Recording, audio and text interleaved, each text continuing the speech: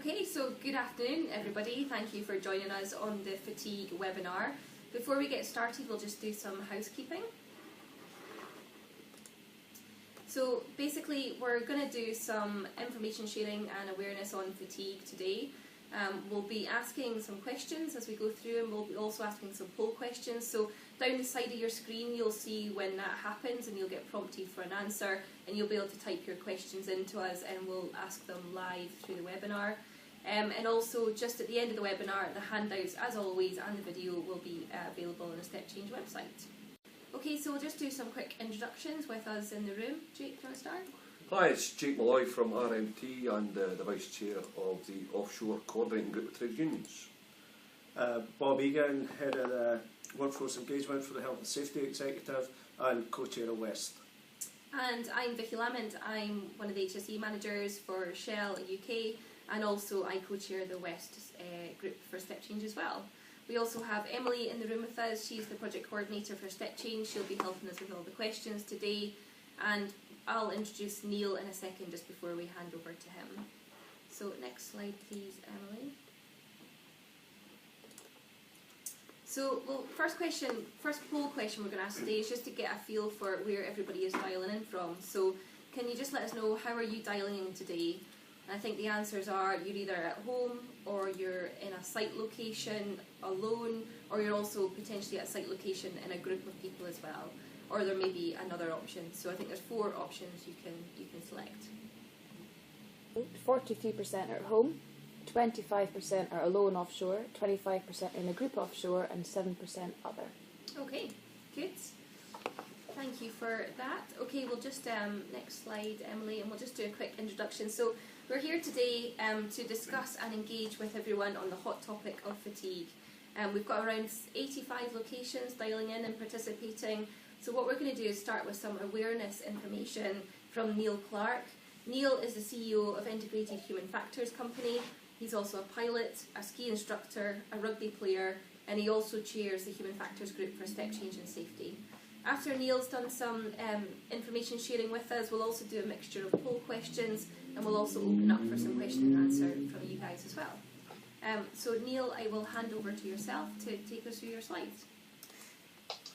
Okay, so thank you very much for the introduction, and thank you very much for inviting me along to speak at this webinar.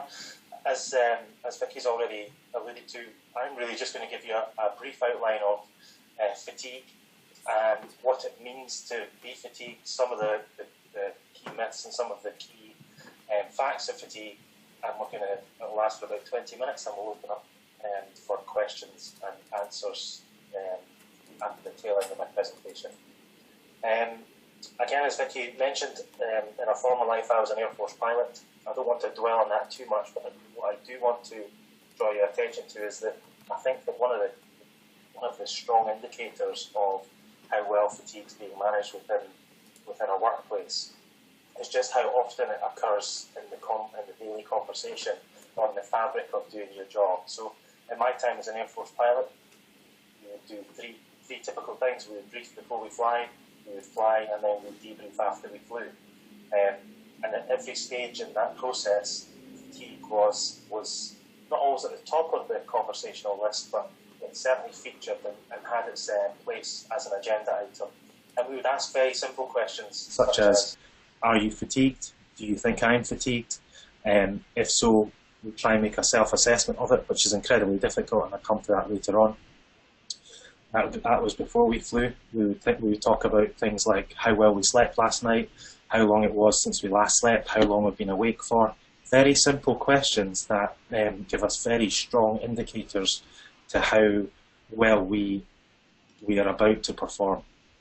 And when we're in the course of flying, or when we're in the course of our duties, fatigue was always part of the fabric of our conversation. So we would speak to our co-pilots and navigators. We'd ask simple things like, how are you feeling, mate? You missed a couple of questions that I asked there. And you would give a report of how you were feeling. So the point I'm trying to make here is that fatigue in organisations that take it seriously, and organisations that are mature in a fatigue awareness perspective, mention fatigue at every opportunity within the conversation. And they are very simple questions. How well did you sleep last night? When did you get up? How long have you been awake for? How are you feeling? Very simple questions that make a massive difference to safety critical and business critical decisions and operations. So I think one of the fundamental questions that we should really aim to answer is, what is fatigue? From my background, the aviation sector, which are incredibly advanced on the fatigue front, I pulled this definition from the International Aviation Authority, which is a psychological state of reduced mental or physical performance capability resulting from sleep, loss or extended wakefulness that can impair a crew member's alertness and ability to safely operate an aircraft or to perform safety-related duties. Now, there's a lot of definitions of fatigue out there, but I particularly like this one because it draws upon a number of the aspects that we should really be considering. So it's a psychological state of reduced mental or physical performance. So it's not just we all, if we've been at the gym or been, working in the garden, or if we've been doing manual labour, we will all feel this kind of physical sense of fatigue. But it's less easy to kind of self-assess our mental performance and mental kind of alertness, if you like. It can happen predominantly as a result of lack of sleep or extended wakefulness, and that's really important because when we're dealing with safety critical and business critical operations, when there's a whole load of other performance influencing factors such as this can-do attitude that we have in the North Sea, which I think is a great thing, but we really need to be cautious of the kind of the impact that can have on us. So this can-do attitude, we'll get up early, we'll stay up late, anything we need to do to get the job done. And if we do need to do extra stuff within our workplace, typically the first thing that goes is sleep. So as I said before, we'll get up early, we'll stay up late with a view to getting the job done. But the question that we really need to ask ourselves is, yes, we may be trying to get the job done, but what is our physical and mental capability or performance like to be able to do that? I.e., can we perform at a safe level when we're doing this safety critical aspect? Which brings me to the kind of tail end of this statement, which is a crew member's ability and alertness to safely operate an aircraft. Well, when we're talking about aircraft, really we're talking about any job that you guys may be doing offshore. Whether it's doing a whole risk of tasks. We really need to think about our ability to perform that with from a physical and mental point of view. And it affects all of us. The thing that really interests me about fatigue is that it exempts no one. It affects everyone in various different stages, but we'll come across that later on. But there is no one immune to fatigue. One of the key points that I want to land today is there's a real difference between sleepiness and fatigue. And when we ask people how fatigued they feel, the answer that we get typically is response to how sleepy do you feel. So people are very good at self-assessing how sleepy they are, but very bad at assessing how fatigued we are. And that is a key definition. There's a difference between sleepiness, and fatigue. And the main differentiation between this is that fatigue induces a documentable decrement in performance. So what does that mean? Well, it means that our performance gets worse in a measurable fashion if we're fatigued. Now, just to try and make that as simple as possible, I could feel sleepy but not be fatigued. I could also not feel sleepy, i.e. feel fully alert, but be incredibly fatigued. And we're lucky enough to do some work across a variety of sectors. But one of the sectors that particularly jumps to my mind is the shipping sector. So I've spoken to ship's captains who have been awake for 48 hours plus, thinking, they've got this can-do attitude, they need to stay awake, they need to stay on the bridge, and they will claim that they're not fatigued. Sorry, they'll claim that they're not sleepy. But I can absolutely guarantee you that they will be hugely fatigued. And anyone who had any sort of measurement framework or anyone who knew about operations on a bridge would be able to very quickly pick up on that, because they would be making mistakes left, right and centre, they would be missing questions, they would be poor at holding conversations, they would be poor and slow at making decisions. So whatever that decrement is, whether it's in decision making, communication, making risk assessments, making decisions, there is a documentable decrement in that performance when we're fatigued. So how bad is fatigue? Well, I really like this graph because it draws a comparison to something that we would consider a hugely performance influencing factor, which is alcohol. So if you look at these two graphs, you can see that if you've been, if you're at the blood alcohol level, it's similar to, for the UK driving limit, it's similar to being awake for 19 hours. Now again, there's a few key bits of information that I'd like you to go away with today. The first one is wakefulness time. It's not being at work. So guys on night shift, for example, who really struggle to sleep during the day, are typically up in the rec room watching the telly, reading books. The point of the matter is that they're awake, and they might have been awake for some hours before they actually turned to for work. So this 19 hours, you might think to yourself, well, we don't actually work for 19 hours. That's by the by. If you've been up for 19 hours, then your performance has degraded in a documentable fashion, as we can see from these graphs, to the same point as being at the limit for drink driving in the UK. The other point I want to make is if you look at the left-hand graph and the alcohol graph, is that the more you drink, the more your performance degrades, but it's a fairly linear line. Whereas if we look at the fatigue graph, just look at the steepness of that graph. So awake for 20 hours, 22 hours, 23 hours, if you're awake for 24 hours, your performance is terrible. And that's on the first day. So if you look at the subsequent lines, the grey lines that sit underneath the big black line, the performance decrement gets worse and worse and worse. So one could very easily argue that fatigue is much worse than being at work under the influence of alcohol. And that's something that we really need to bear in mind, that it isn't just it's not something to be ashamed of being fatigued. It genuinely impacts performance, and we can see that because we've got the statistics in front of us. So, two aspects of fatigue: the psychological fatigue. So this reflects the body's need for replenishment and restoration. So that's mental and physical, as we spoke about earlier on, and relies on a lot of things. So diet, exercise. Generally speaking, the healthier we are and the better we look after ourselves, the more we are resistant to fatigue. But we're not, again, as I said before, no one is immune to fatigue. But the better we look after ourselves, the better they are we dealing with it. And then the subjective fatigue. This is an individual's perspective of how sleepy or how fatigued they feel. And this is a really key point because of the reasons that I mentioned before. When we say to someone, "How are you feeling, mate?" the response that they'll give you is typically one of sleepiness. They will respond, "I feel sleepy, I don't feel sleepy, I feel okay," but the sleepiness is the core thing running through their mind. And that's really important for us as crew members and as teammates and people who work in operational crews. And again, one of the things that I really want to take away from you is that self-assessment of fatigue is very, very difficult. And therefore, we need to rely on others to identify how people are performing.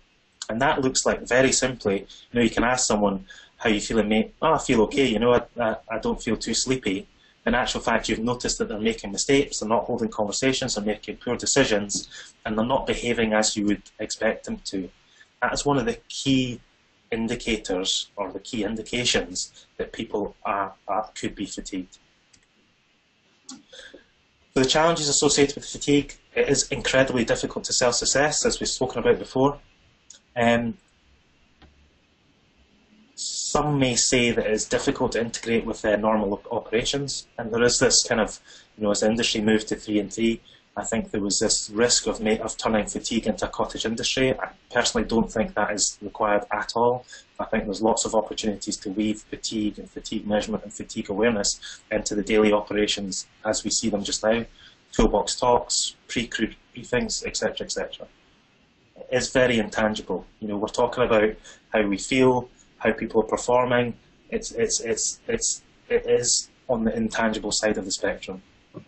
I think one of the biggest things that I really want to kind of raise today is that we work in a male-dominated society. I accept that it's not all males that work offshore, but it is male-dominated. And that, certainly my experience from the Air Force, is raising the fatigue flag could signal a sign of weakness. And that's something we should work really hard as a community to dispel, because fatigue is a genuine phenomenon. It genuinely affects performance, as we've seen before, and I would really like to see us get to a place whereby we can say, "Look guys, I'm fatigued, I need a 40-minute nap. Not so that people are taking the proverbial, so people are playing the fatigue card so they can get an extra few hours in bed, but a really mature fatigue culture will allow us to say, look, you don't look too good, pal, you've been making some mistakes, go and get a cup of coffee and get your head down for 40 minutes and we'll see you back in the crew room before we go back to work. It is manageable. There are very simple pragmatic steps that we can take to make a real difference at the workplace. I don't want to dwell on this slide too much, but it just hits home the relationship between sleepiness, which is a self-rated sleepiness scale on the right-hand side, and the documented performance decrement. And really, if you say that, if you look at people on the right-hand graph, round about the kind of 4-hour mark, they are reporting the same levels of sleepiness, as you can see from that red line on the right-hand side flattening out. So people are really just saying, yeah, I feel sleepy, so for between 4 hours and 14 hours, they're reporting the same levels of sleepiness.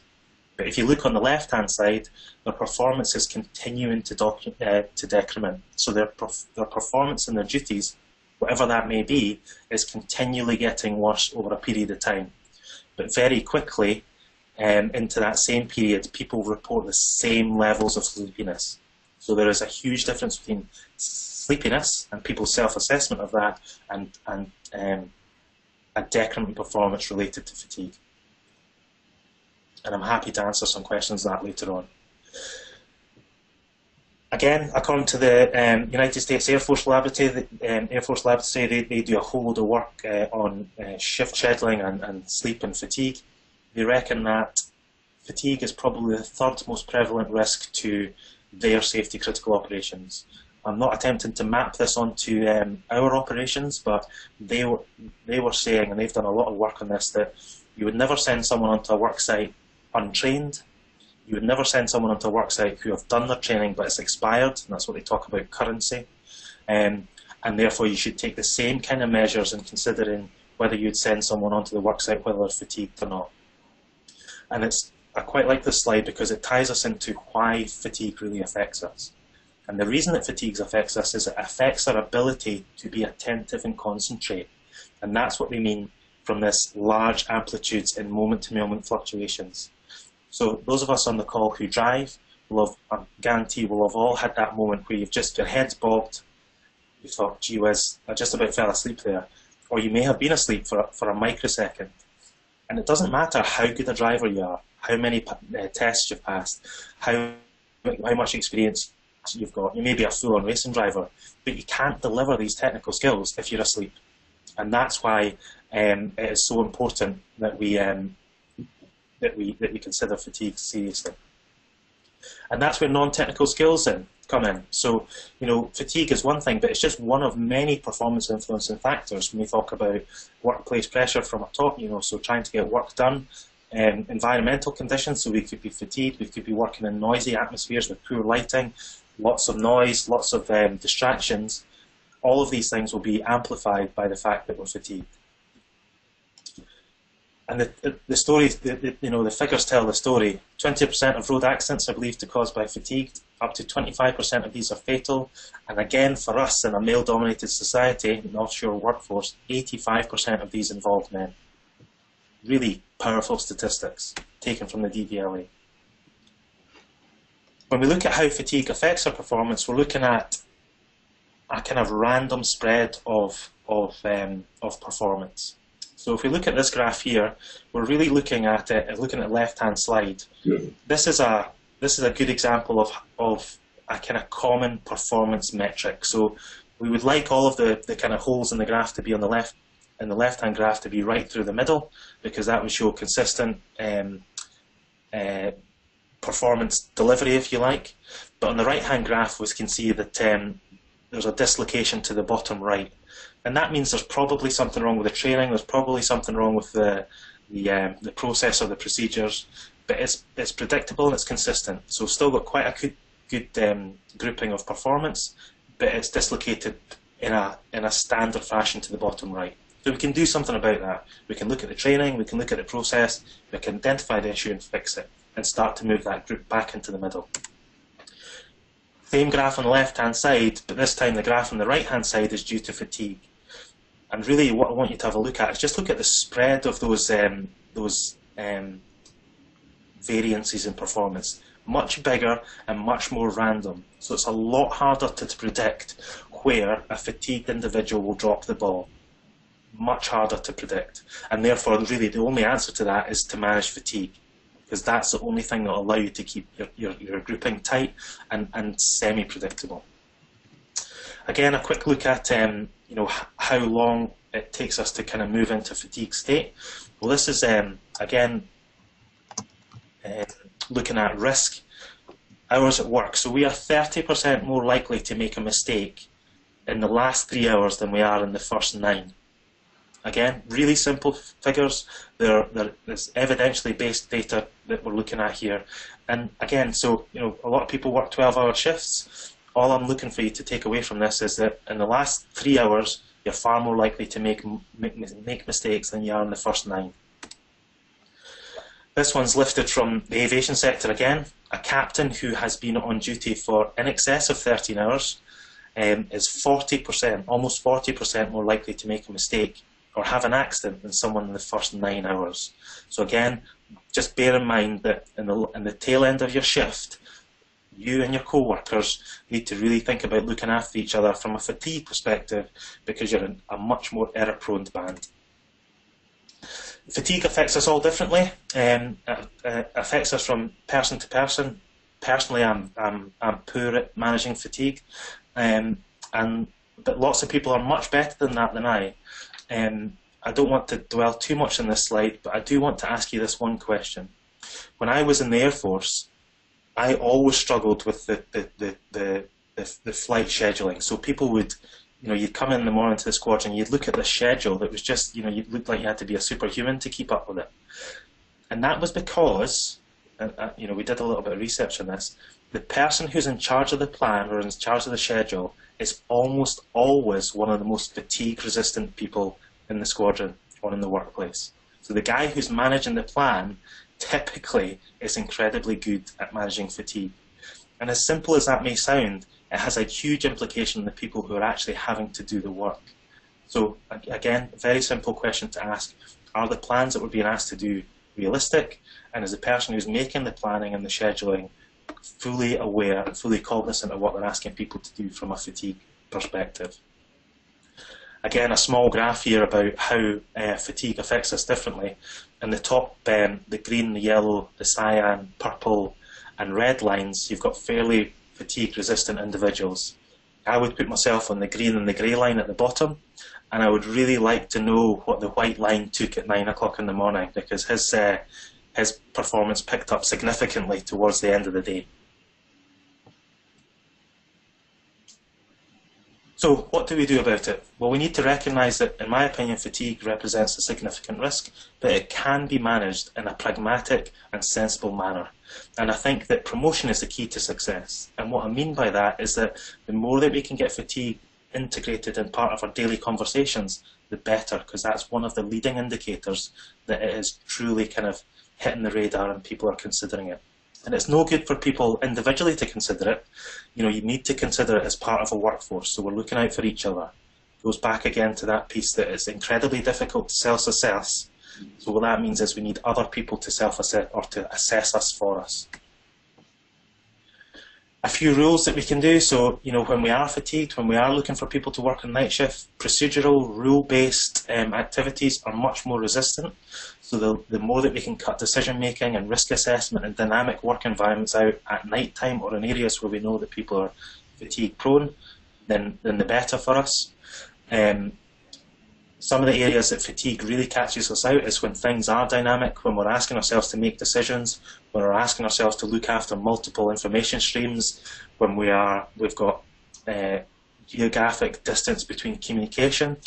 So if we're speaking to people on the beach, or we're working from handovers, or we've not got that face-to-face conversation. Because again, going back to the non-technical skills piece and human factors in the round, the more information streams that we can have, or the more cards that we can play to reduce the impact of fatigue, such as face-to-face communication, avoiding the ability to make, or avoiding the requirement to make big decisions, keeping risk assessments as simple as possible, or the work that's requiring risk assessments as simple as possible, the better. So there's no silver bullet to fatigue, which I'm sure you've heard 100 times before, but there are lots and lots of things that we can do just to kind of manage fatigue in small areas across the piece. From a physiological piece, it slows down our decision making, it increases our reaction time, so we're slower to react to changing situations. It definitely impacts our ability to process information, and generally speaking, we're just kind of shadows of our former self. You know, we have all the skills that we need inside us, but they're harder to access. They don't work as well as before. It's like putting petrol in a diesel car. It may run, but it doesn't run very well. So fatigue predictors, really simple. Again, one of the takeaways. When was it you last got some sleep? How good was that sleep? How many night shifts have you worked consecutively? What time of day have you been asking to work? Us, mere mortals, are programmed to work during the day. We're not programmed to work at night time, and therefore we're worse at it. Therefore, we should be looking to give people lesser light workloads at night time, where operationally possible, and we should be looking to reduce the intellectual demands on people at night time when possible. You know, it is just a fact of nature that our entire day-night cycle is generated by light, or regulated by light. When we ask people to work at night time, which is operationally necessary, we need to be cognizant that we're asking people to work and perform at a time of the day where they're supposed to be asleep. So you're going against the very body's natural rhythm.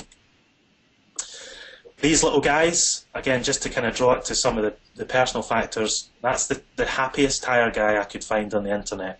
And it drives home a really serious point. You know, so one of the myths of offshore working, I think, is that people arrive on the platform in a fully rested state.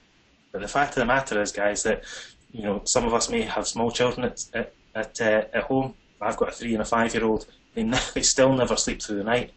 And, you know, I've seen myself getting up early in the morning to have a 2 or 3 hour drive to get to the heliport, to get offshore when you're pretty knackered when you arrive. And then I'm lucky, but some of you guys might be doing a night shift. So please, if the message is that people do not arrive on the first day at work fully rested, nor do they wake up in the morning, each and every morning, fully rested. Fatigue is a cumulative piece, and the only antidote to it is sleep. So the last 2 slides here before we open up for questioning. How does sleep relate to error? Well, it's very simple. Poor quality, poor quantity, or sleep at an odd time, i.e. sleeping during the day, results in us getting a poor sleep. That in turn results in a sleep debt, which results to fatigue. Fatigue, as we know, results in a lack of focus, lack of variability, and variability in our performance, and lack of concentration. So it's that kind of old head nod in the car. And the impact of that is poor decision making, increased errors, poor reaction times, and an increased variation in performance. The only antidote to sleep, the only antidote to fatigue is sleep. There are lots of pragmatic things we can do to manage fatigue: naps, caffeine, reducing workload in night shifts, etc. But the only antidote to fatigue is sleep, as demonstrated here.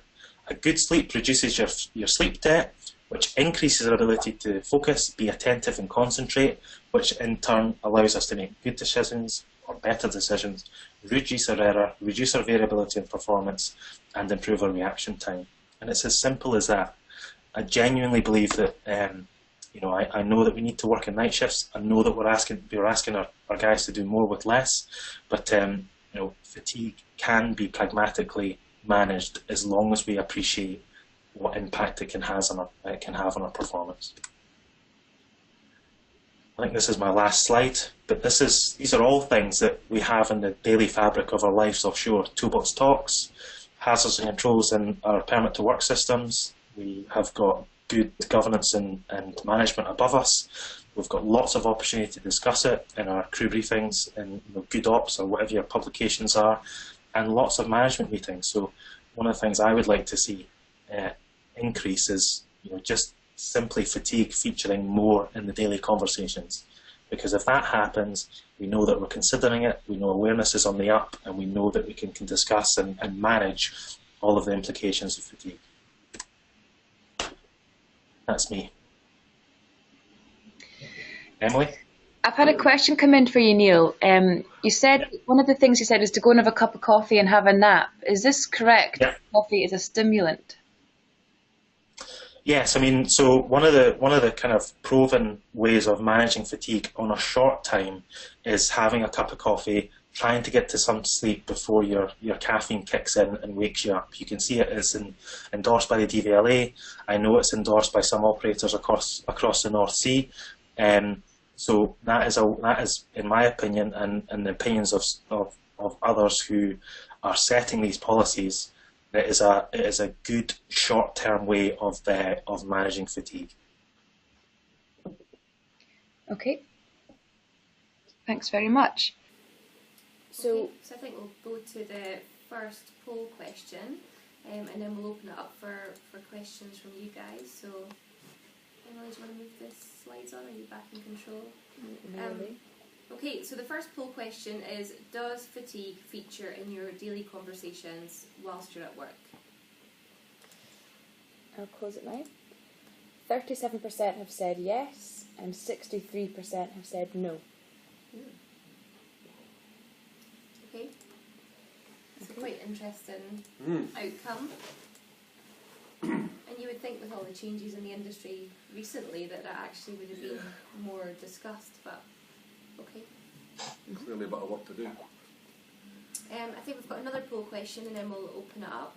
So the second one is, during your work cycle, when do you think fatigue affects you most? And I think the answers are either in your first week, in your second week, in your third week, or you don't think it affects you at all. What do you guys think? Certainly your first few days, and don't want to dwell on going on night shift all the time, but your first 2 days, if you're late on, rest period when you're getting offshore, then going on a night shift, then you seem to settle into it. In my experience, when I worked offshore, you would then settle into it. But then on the last days, because your focus is then you're heading home, that's what a lot of the focus goes on. So it's keeping that attention span. Jake, what was yours? I was always the same. It was the last few days, just physically you were drained, and mentally it was harder. But nights it was the other way around. It was the start, and then it was only because you were actually into the night shift saying you were working through them.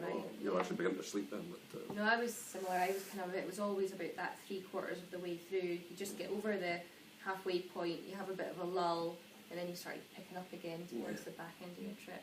Still crazy. Yeah.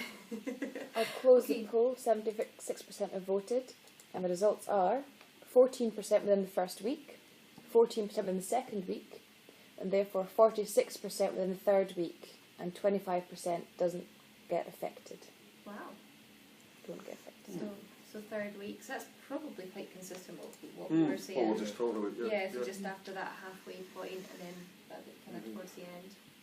Okay, so we'll open it up for questions. I think we've already had a few pre-questions sent in, so we might start with those, but we'll see what else comes in while we're talking. Emily, do you want to maybe start with some of the ones that were sent in? Yep. So how does the HSE assess the quality of accommodation offshore to make sure that workers get a good quality rest and privacy? Well, what the HSE use for that would be the design and construction regulations. So they were done October 2015 and reviewed in 2016, and that will give you the size of cabins, what access to privacy, storage, lockers, etc. that people need, because it would fall into the welfare as well. Because always remember, it's health, safety and welfare offshore. It isn't just all about safety and the fact how the welfare can affect your health. So what we would do when we're looking at it, if it is a concern, we'd during an inspection, if it hasn't been brought to the notice and was brought to the notice when we went offshore, it would certainly be looked at. So that's where I would suggest if it is a concern, get it raised through your safety committees, use your safety representatives to do that. If you're receiving an HSE inspection agenda and you think that it should be on it, by all means, prior to the HSE getting there, raise that concerns. But it does come under the design and construction regulations, and that's what the HSE would base the investigation or concerns on that subject. Okay. Any other questions, Emily?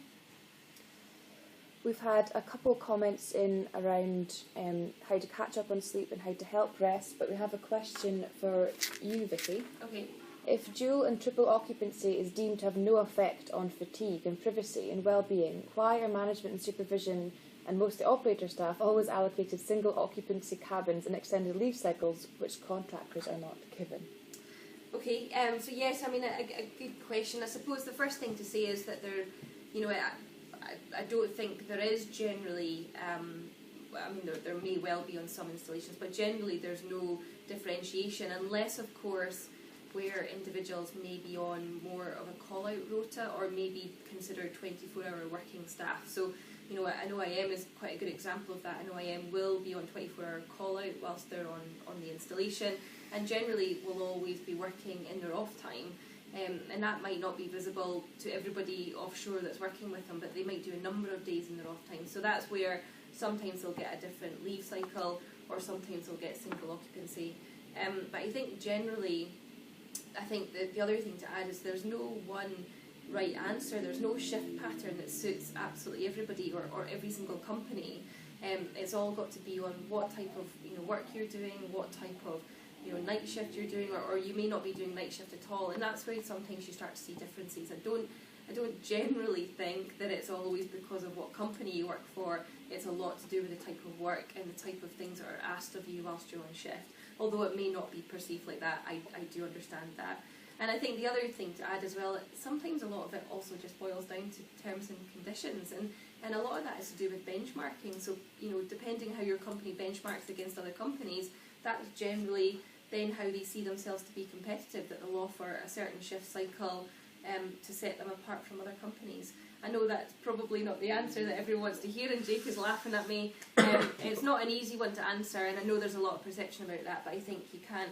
There's no one answer, I think. Jake? Well, there is one answer. Put everybody on the same shift pattern across the North Sea.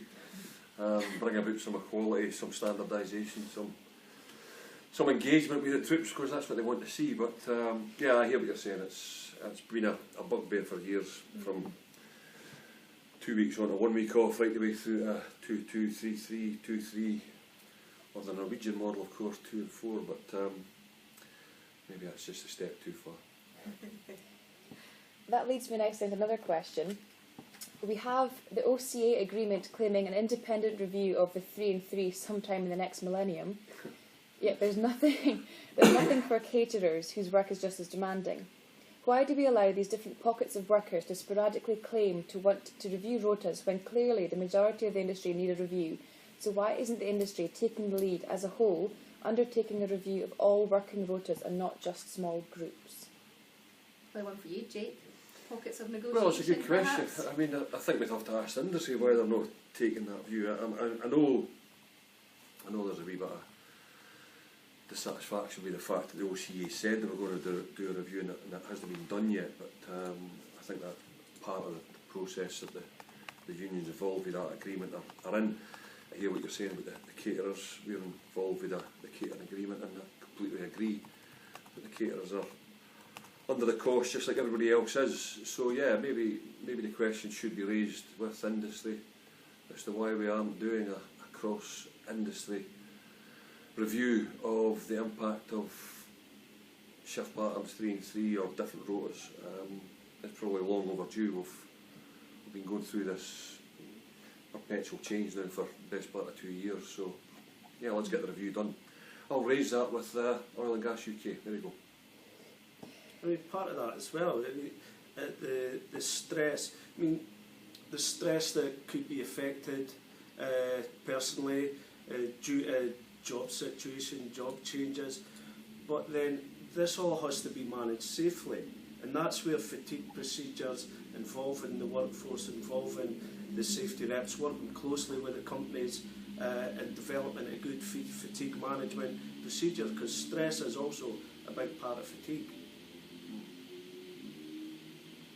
Okay, I've had a couple of questions in about how it's measured, which might be a good time to go to a poll. Yeah, so let's do a couple of poll questions. Okay, so the next one, is does the installation or site that you most frequently work on have a fatigue risk management plan or a fatigue policy? And I think it's yes, no, or don't know, I believe. I'm going to wait till it gets to 70%, which is now.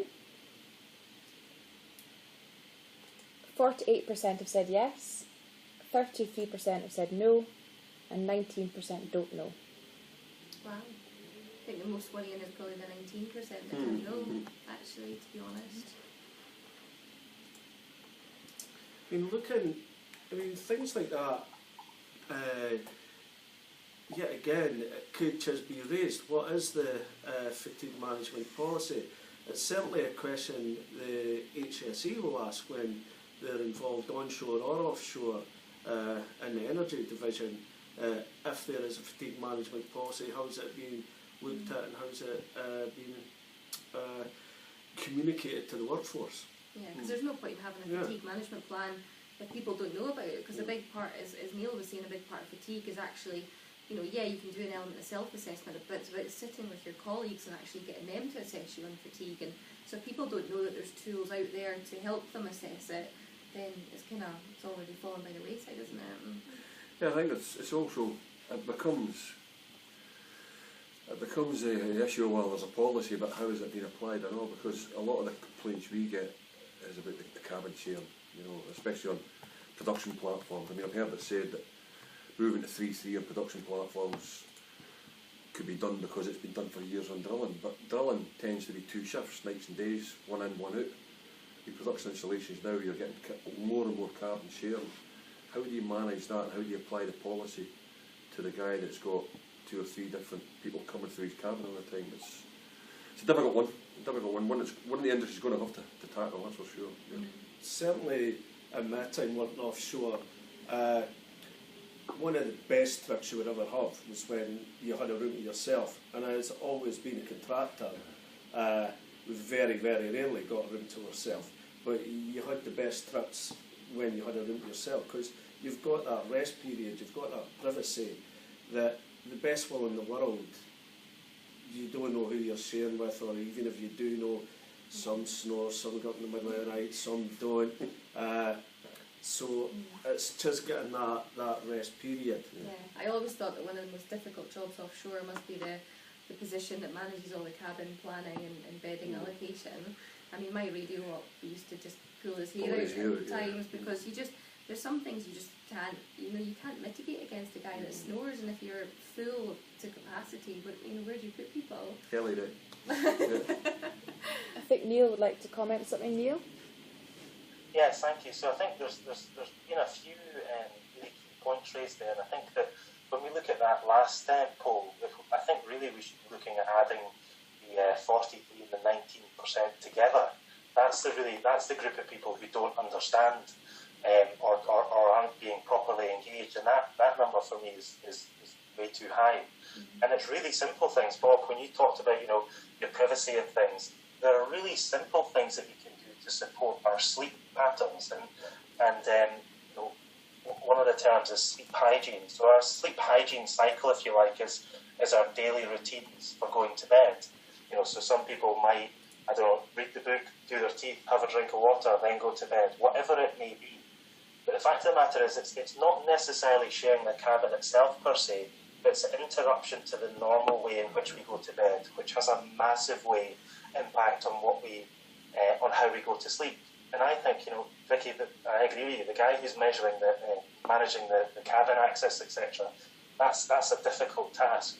But if there's a really sort of simple, pragmatic way of saying, right, these are the ways that we this is my kind of bedtime half hour. You enclose your curtain, which is maybe a little bit more soundproof so you don't get interrupted by the guy who's snoring. Really pragmatic, really simple things that allow us to keep the operational necessities, which is sharing cabins, etc., but still give us the best chance of getting a good night's sleep, which is really what it's all about. I've had a question in, Neil, which you might be best placed to answer, which is, are over-the-counter sleep aids recommended if used as directed for those that have trouble sleeping, especially getting swapped onto night shifts? Yeah, so that's a really good question. I think that my general rule of thumb is that so two rules. Fatigue is incredibly difficult to self-assess, and we should never ever self-medicate. So there are some prescribed medications that I know are accepted by some companies to aid sleep, but I am really uncomfortable about self-medicating for fatigue purposes. Now, I think that so my response to that would be no, I would be uncomfortable with that. It really depends on the policy set down by the company. But I think that if people are struggling to get to sleep, then they should consult a doctor with a view to saying, I work in this environment, and get some proper advice.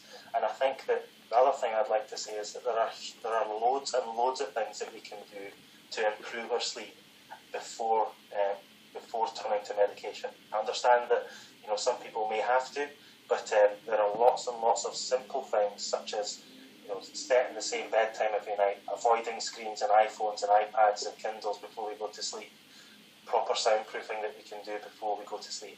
All these things I think should be considered before we look to self-medicating. Probably self-medicating is if the alarm goes off at 3 in the morning or 3 in the afternoon, depending on what shift you're on, and your drowsiness and alertness. Yeah. Exactly that. Yeah, exactly that. Mm-hmm. Yeah. So, I've got a question in from Richard. If it has been identified that a crew member has fatigue, what legal requirements does an employer have to do to safeguard that employee? Well, they've got a duty to make sure the workforce are in a safe environment, and that includes your health. And if it's a health problem, then that still has to be managed the same as safety problems. Mm. I mean, there's two bits of guidance. Well, there's regulations, working time regulations, which are the absolute minimum you need to do. But there's also guidance that exists for shift workers as well. It's HSG 256 if you want to have a look at it. It's an HSE guidance document. And in there's actually some really pragmatic things you can do. But the first one is actually to identify it, and the second one is then to assess it, and then the third one is to think of things you can do to either resolve the problem in the short term or mitigate against it. And that is very kind of site specific as well. So it could be that the guy goes off early for a shift, or he maybe just takes an extended break and gets some kit. Or it could be that if it's a more onshore site location, that actually the individual just doesn't drive home, and maybe he carpools with somebody. So there's lots of different ways, but I think the main thing is that you actually sit down with somebody and assess the situation, and then decide on what you think is best to manage that. So for me, that's the kind of minimum legal requirement. Neil, I don't know if you've got anything else to add. Yeah, absolutely. So I think, Vicky, that is right on the money. I think that recognising it is a good sign of good awareness within the organisation. And then, just as you said, having the conversation and putting some pragmatic steps into to resolve the problem in the short term and getting that individual back on track. The other point that I really want to make is that the Working Time Directive is a legal document and a legal policy. However, the point I want to make is this: it is entirely possible to be fully compliant with the Working Time Directive and run an incredibly fatigued organisation. So sticking to the Working Time Directive does in no way, shape or form say that you've not got a fatigued workforce. In fact, the complete opposite can apply. Yeah, good point. Okay, I think we'll move to the next poll question. So the next one is, does the installation or site you most frequently work on have a means of assessing and recording call-out, overtime and shift swapping? And the answers will be yes, no or don't know. So 64% have said yes, 32% have said no, and 4% don't know. Okay. So yeah, better than the last one about fatigue management anyway. Okay. I've had a question in from North Cormant. Has the impact of the 3-week cycle been forced on many offshore workers been measured at all with regards to fatigue that you know of, I suppose? I think that was the question that was raised earlier on. I think the OCA said they were going to review it. I think the question earlier on was asked why the quota guys aren't being reviewed. But as I say, I think the whole industry, the whole sector needs a review. And I think it's industry with workforce input that should conduct that review. So, as I said earlier, let's get it on the agenda for the next meeting with Oil and Gas UK. Neil, do you know of any studies that have been done since the rota changes at all? I don't know. That was one of the reasons that I was really interested in that result, the earlier poll question we had. So I think that Jake's absolutely right. I think that I would be very interested in this kind of across the piece measure. That I know that there's been sporadic pockets of really good kind of fatigue engagement, but just at a local level. So I'd be really interested to know what's happening as an industry across the board. It's certainly something we want to do before any serious incident happens, because unfortunately there'll be a lot of health and safety legislation that comes out on the back of an event and not prior to it. So it's certainly something the whole industry should be looking at. I mean, I know a lot of companies are trying to increase the data collection, if you like. So if an incident or an accident does occur, that they're trying to get data around, when in the shift did it happen, was the individual on night shift or day shift, what week was it in, just to try and get some more information, because I think you need data points to kind of back up perception. So I suppose that the only message I've got is if you are asked those kind of things in any instant investigation, that don't feel offended by it, as purely just to try and get some data collection about fatigue and shift working. So yeah. I think any review would have to not just look at accident stats and incidents, it would have to look at health, instances of ill health as well, because I think the points that Neil was making in his presentation, this whole thing about circadian rhythms and the impact, the occupational health needs to be looked at in detail, because we're seeing a lot of people, as Bob said, with the issues of stress becoming more prevalent, the sickness levels becoming more prevalent. What's causing it? We need to look at that as well. And if I could just jump in there as well, I think that there's absolutely, when we talk about fatigue, we talk about, the first thing that pops into our mind is safety. There's a real business opportunity here to, because the indirect costs of absenteeism and sickness, as you just mentioned, and I think that as a collective, there's a real opportunity to gather information that is not forced under the, because something has happened or an instant investigation. Although I completely agree that we need to get that data. If we can look to integrate measures of fatigue in the same way as that we promote it in our toolbox talks, in our in the fabric of our conversations, then we start to have some data which we can start to take proactive decisions on. So where are the people going sick? Because if people go sick, more people have to fill their spaces. Is that a kind of double whammy on the fatigue front? Yeah. So it's not just safety, there's a real business imperative and business opportunity, I think, to get this off the ground sooner rather than later. The hours lost safety incidents and the hours lost health incidents. Actually, I see published them at the end of last year. I don't have them on the top of my head, but the safety incidents are well dwarfed by the amount of health incidents.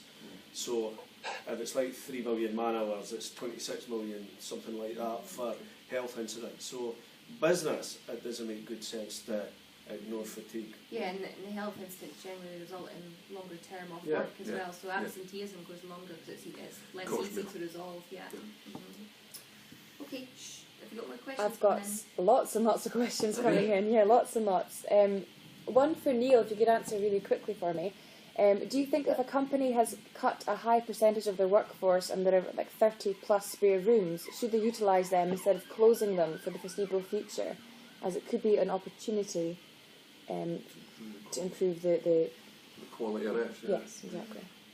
Yeah, I mean, absolutely, and I don't necessarily think that should always. So the quick answer is yes, but I think, Emily, the other opportunity is that when we talk about giving people 40-minute naps, where do they go to do that?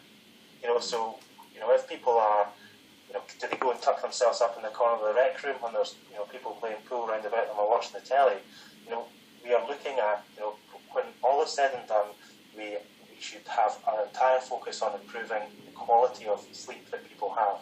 Now, 30 additional rooms can only be a good thing to that, and whether it's increasing, allowing people to stick to their sleep hygiene patterns better, whether it's giving people single room occupancy, or whether it's giving, some nap space for people to come up so they're not barging in other people who are sleeping in their cabins, then it's a very simple yes for me. I've got one for Vicky. Fatigue has become a massive issue, and the 3 and 3 rota pattern has become the new driver of this. The industry has driven through this change, and the bottom line is it is all due to cost reduction. The industry keeps sticking its head in the sand. Can Vicky Lamont tell us why?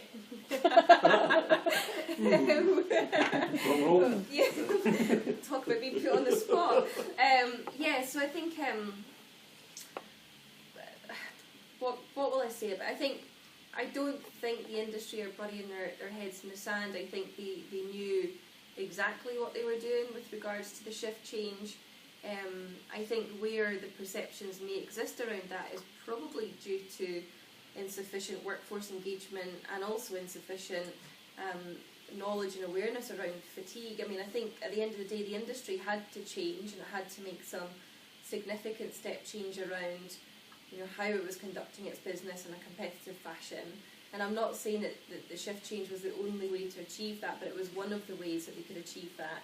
And I think we're just in a world now where we just need to make sure that we equip ourselves to manage that as best as we can. I think the reality is that we've got colleagues across the world that work much longer shifts than what we currently do in the UK North Sea. So 28 working, 28 is quite common, as well as marine industry, which work for months away at a time. And I'm not using that as an excuse, but I think it's an opportunity for us to learn from those industries or learn from others and actually see how are they managing it.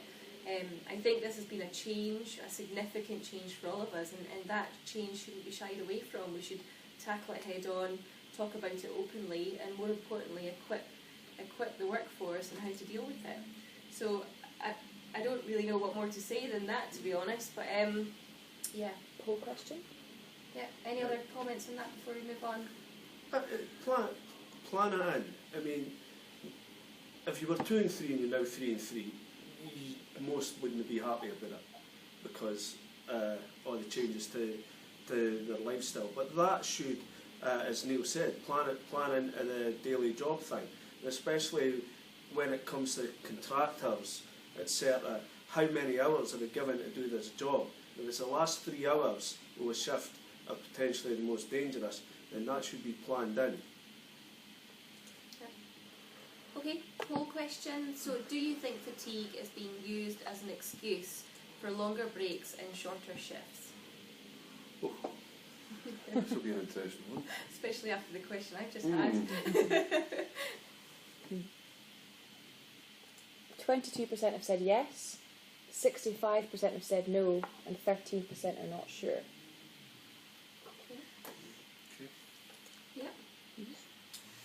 Okay. So, what is the panel's view of the short change shift pattern? Due to the 8-hour minimum rest period, this means a change from days to nights takes 3 days. Yeah, well, I used to do short change when we were doing 2 and 2. First week nights, second week days, we stopped it. It wasn't very well met. The guys tend to think that they'd rather do the short change than do the short change when they get home. So you're doing that difficult bit and losing sleep and everything else during your offshore trip. We found that it was safer because during our short change we were having accidents, we were having events, so we just stopped it. We did a fortnight of nights or a fortnight of days.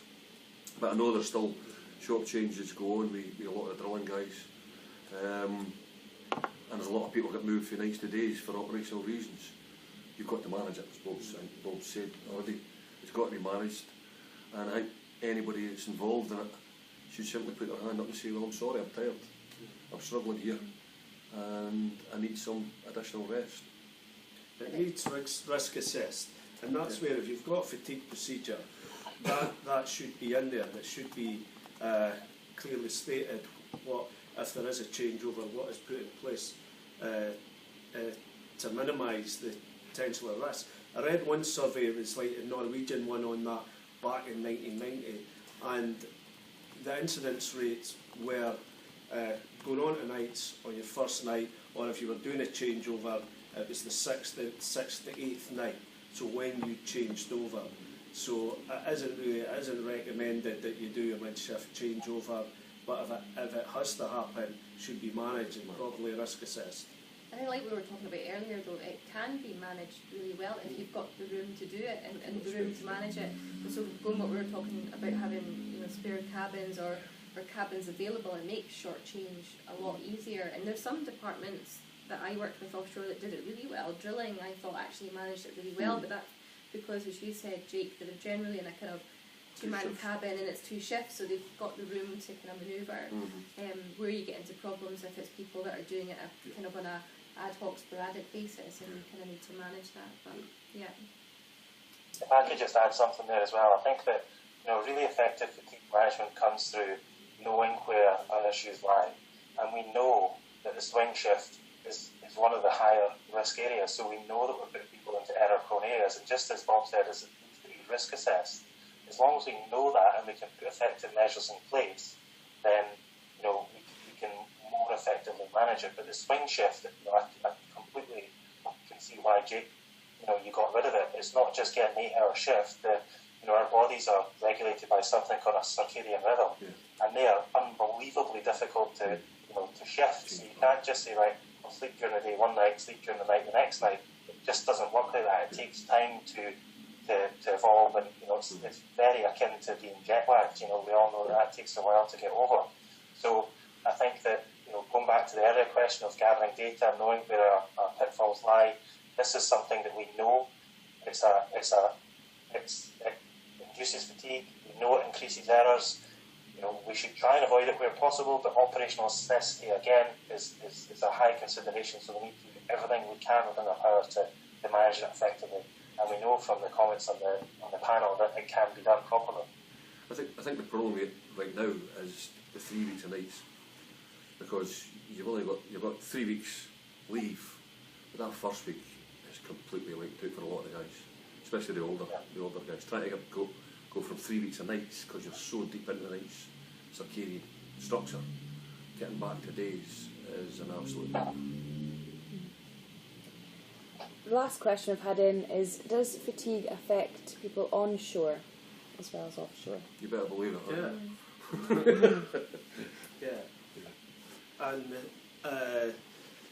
from an HSE point of view, it'll be looked at exactly the same ways it'll be looked at offshore, especially in the energy division, the high risk areas. So yes. Yeah, absolutely.